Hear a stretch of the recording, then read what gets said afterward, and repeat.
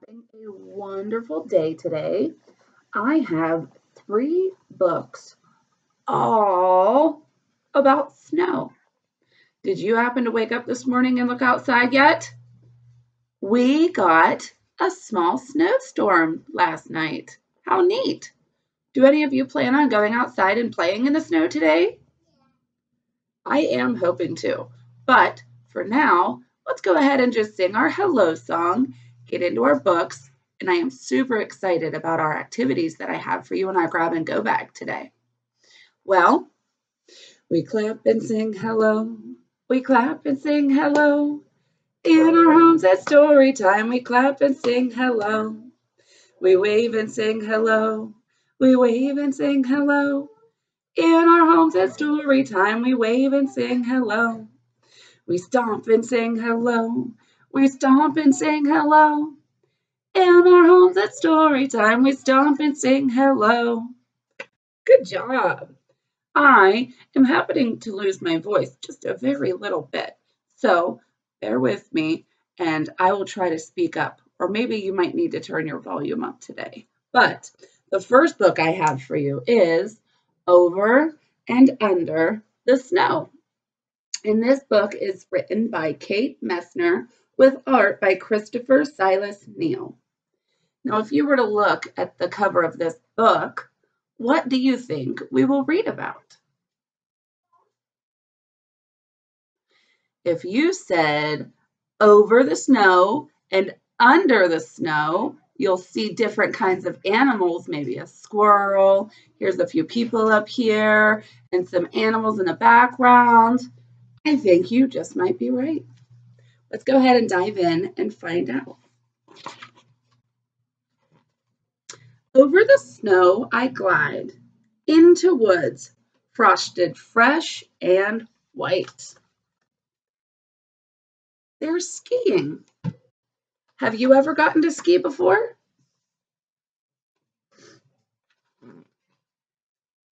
I have snowboarded, but not skied before. Over the snow, a flash of fur. A red squirrel disappears down a crack. Where did he go? Under the snow, Dad says.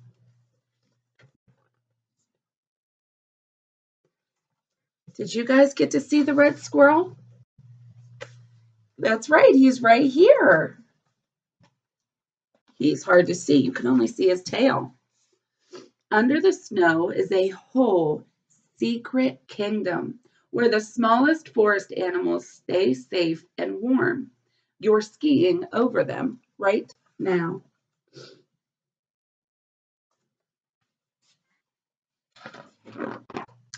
Over the snow I glide, past beech trees rattling leftover leaves and strong silent pines that stretch to the sky. On a high branch, a great horned owl keeps watch. Under the snow, a tiny shrew dodges columns of ice, and it follows a cool tunnel along the moss of out of sight. What is this? A great horned owl. Very good. And this is the shrew that he was talking about in the story. Look, Dad says, tracks. Tracks always tell a story. Over the snow, a deer has crossed our path. Deep hoof prints punch through the crust up the hill under a tree. An oval of melted snow tells the story of a good night's sleep. Under the snow, deer and mice doze. They cuddle up against the cold in a nest of feathers and fur. Do you guys know what it means to doze? In this case, he's talking about sleeping. Do you guys ever see animal footprints and tracks in the snow whenever you're outside playing or maybe going for a winter hike? I know I have. Over the snow I climb, digging in my edges so that I do not slide back down. Under the snow, voles scratch through slippery tunnels, searching for morsels from summer feasts.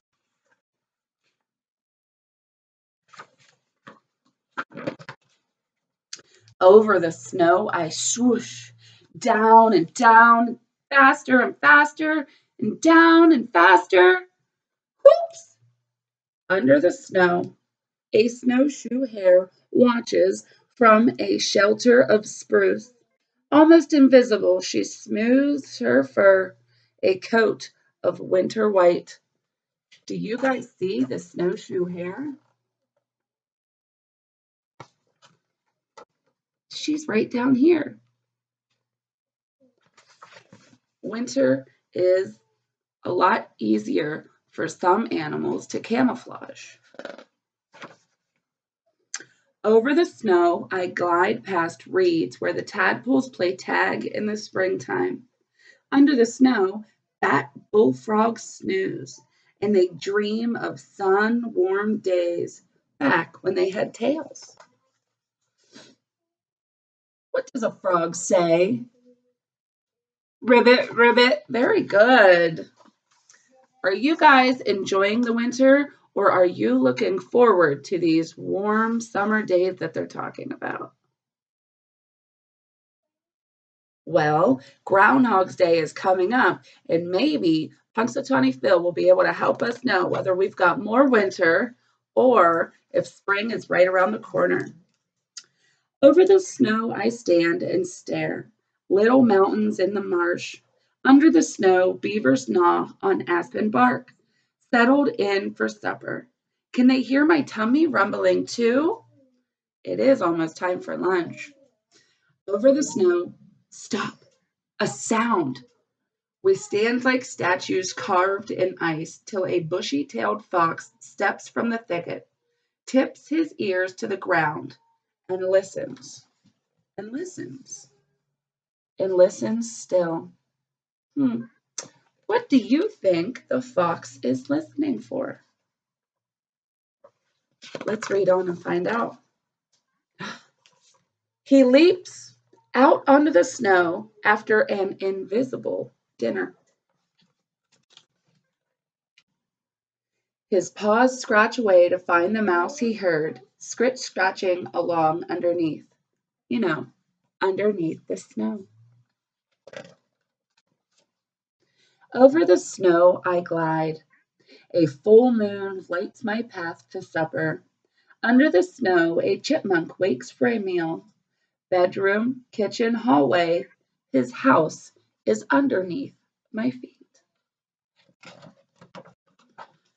Over the snow I climb one last hill.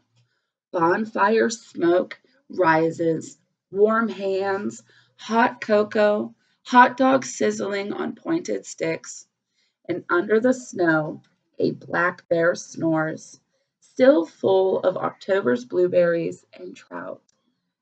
What is he doing? That's right, bears hibernate during the winter. Over the snow, the fire crackles and sparks shoot up to the stars. I lick the sticky marshmallows from my lips and lean back with heavy eyes. Shadows dance in the flames. Under the snow, a queen bumblebee drowses away December, all alone. She rules a new colony in spring.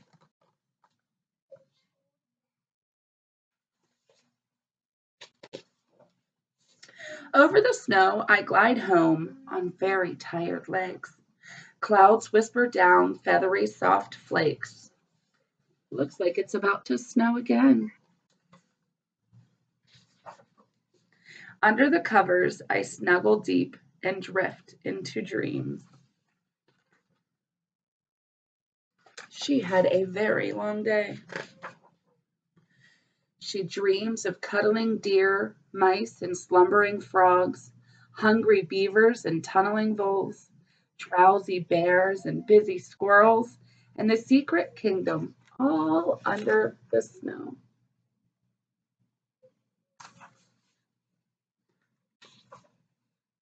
And that is the end. What a neat way to look at nature and the beautiful things that it provides for all of the animals that live out in the wild and how they're able to survive out there. I think it would be very hard with us not having a house here, to be inside of, to stay warm and cozy and keep our food safe and, have all the things that we need to survive. But out there, these animals are surviving off of the land. And I just think that's so neat. So I am going to sing a song. Would you like to sing a song with me? Yes, that's great news. How about we sing the alphabet song? Would you like to sing the alphabet song? All right, we will sing it 2 times. Are you ready? A, B, C, D, E, F, G, H, I, J, K, L, M, N, O, P, Q, R, S, T, U, V, W, X, Y, and Z. Now I know my ABCs. Next time, won't you sing with me? Yes? You'll sing with me again? Come on over. I have a special guest to sing the alphabet song with us today. Do you guys remember my son, Vincent? Come say hi, Vince. We are singing the alphabet song. Are you ready? All right. Come on over. Here we go. A, B, C, D, E, F, G, H, I, J, K, L, M, N, O, P, Q, R, S, T, U, V, W, X, Y, and Z. Now I know my ABCs. Thank you for singing with me. Yay! Good job. We've really been practicing our letters. How about you? That's awesome. So, this next book I have is called The Snowy Day, and it is by Ezra Jack Keats. This is such a very good book. Are you guys ready?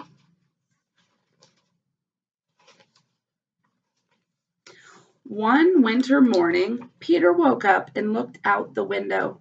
Snow had fallen during the night.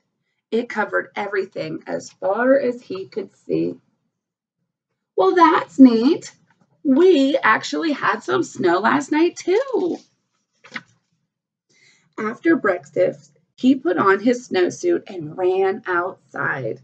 The snow was piled up very high along the street to make a path for walking. Well, isn't that just a fun little snowsuit? What color is your snowsuit? Black. Black and a little bit of blue. Your snowsuits sound wonderful too. If you guys get the chance, you should send me a picture and of you all dressed up in your snow gear and ready to play. So, crunch, crunch, crunch. His feet sank into the snow. He walked with his toes pointing out like this. And he walked with his toes pointed in like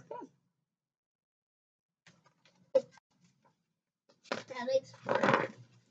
And he dragged his feet very slowly to make tracks. And he found something sticking out of the snow that made a new track. What do you suppose that he found that made a track like this? Car? A car, maybe? Yeah. Let's read on and find out. It was a stick. Oh.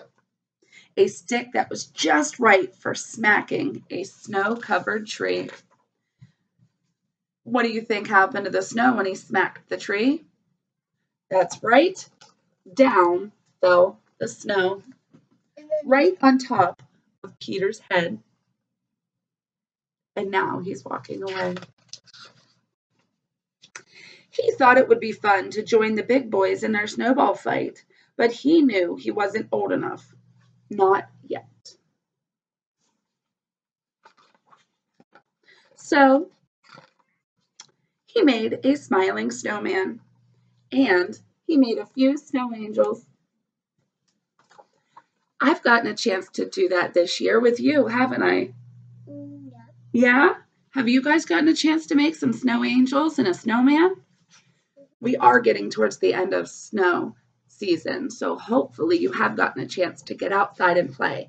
But if not, that is one of my activities I have for us at the end of the day. But he pretended he was a mountain climber.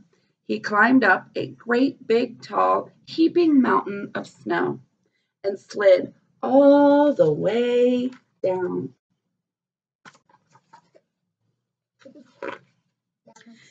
He picked up a handful of snow and another and still another.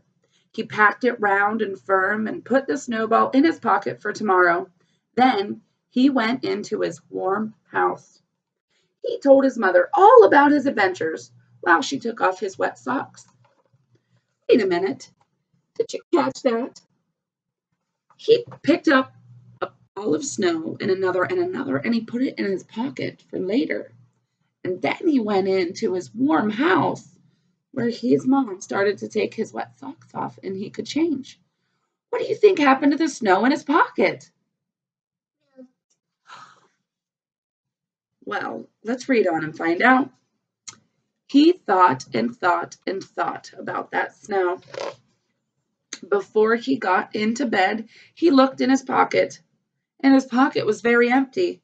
The snowball wasn't there, and it made him feel very sad.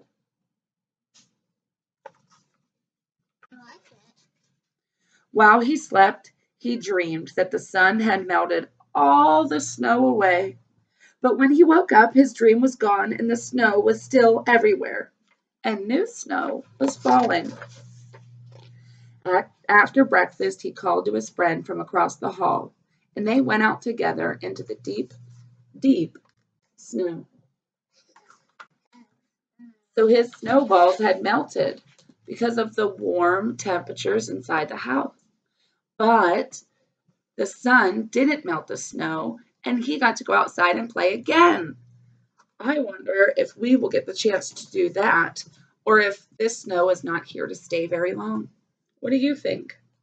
I think it's gonna stay. Vincent thinks that it is going to stay. I am with him. I like winter. There are quite a few out there that are probably ready for the summer, or at least spring. Not Geraldine. Geraldine is this little girl pig right here, and she loves the snow too. This book is called Geraldines Big Snow, and it is written by Holly Keller. What color is that? Geraldine brought her new sled down from the attic and put her boots near the door. I'm ready, she says. What do you think she's ready for? Yeah. The snow. It will come faster if you don't watch so much, Mama told her. But Geraldine wanted to watch. Tell me again what Papa heard on the radio, she said. This is the last time, scolded her mother. He heard that there is a big snowstorm coming, and there will be at least 1 whole foot of snow. A whole foot of snow? That's 12 inches. You should go outside today with a ruler and see how much snow we have outside. Well, how much is a foot? Geraldine asks. Mama held out her hand. Wow, Geraldine said, sucking in her cheeks. But when? Soon, said Mama. Very soon. So Geraldine put on her hat and her jacket. I'm going outside to wait. Good, Mama said. Hello, Geraldine, said Mrs. Wilson, who was coming home from the market. You sure did buy a lot of apples, Geraldine said. Mrs. Wilson nodded. It will be hard to go shopping when all of the snow comes. 2 whole bags of apples. That sure is a lot of apples. Geraldine walked along with her eyes on the sky until she bumped into Mr. Peters, who was coming home from the library. Huh, look at that. He's got quite a few books. Why do you think he has so many books?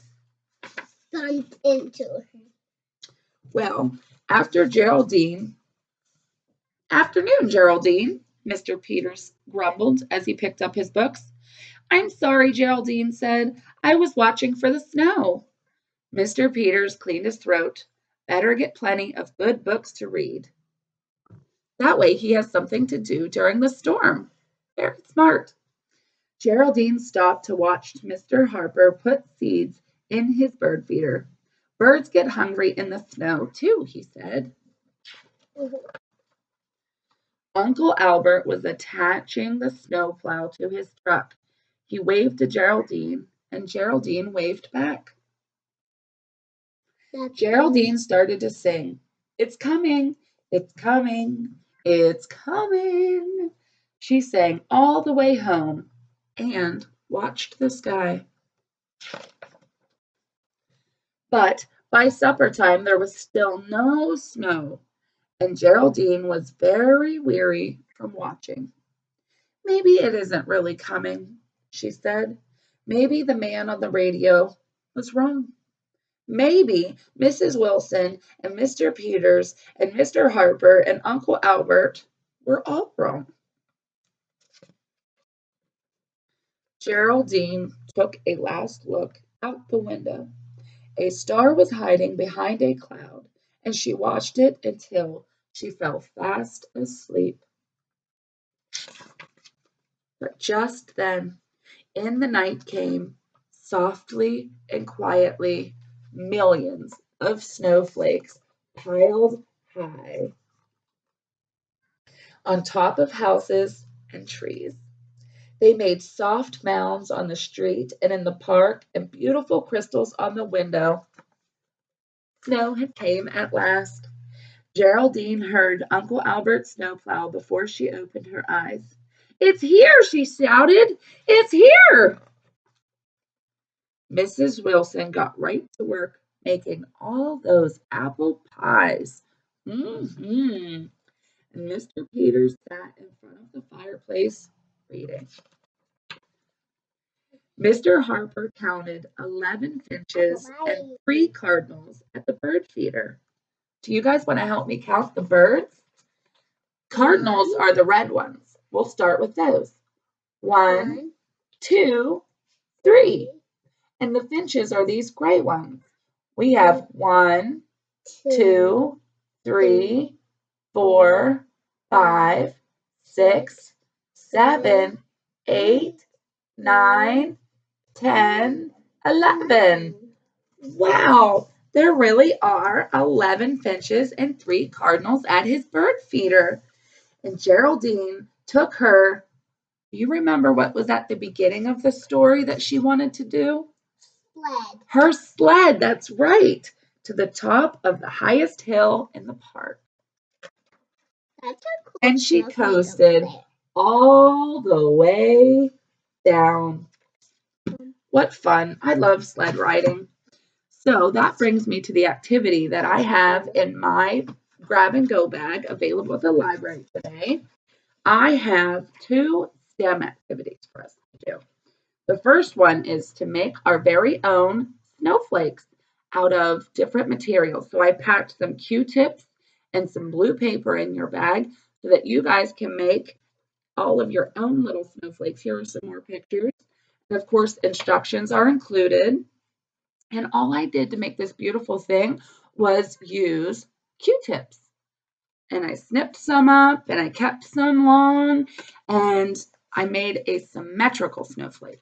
Did you know that all snowflakes are symmetrical? Do you know what symmetrical means?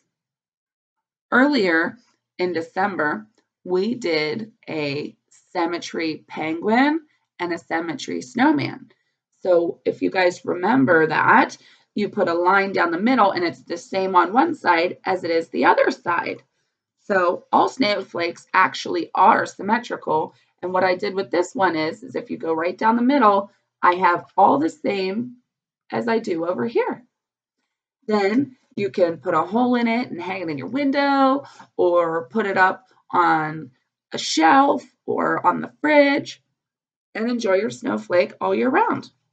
The other activity I have, if you don't want to go outside or maybe you aren't able to go outside, I have a recipe to make our own snow. That's right, our very own snow. And all you'll do is you'll take the ingredients that we have in the bag. We're going to give you the baking soda that you need, and you'll get the water from your faucet. You'll mix them together and you'll get to play with snow.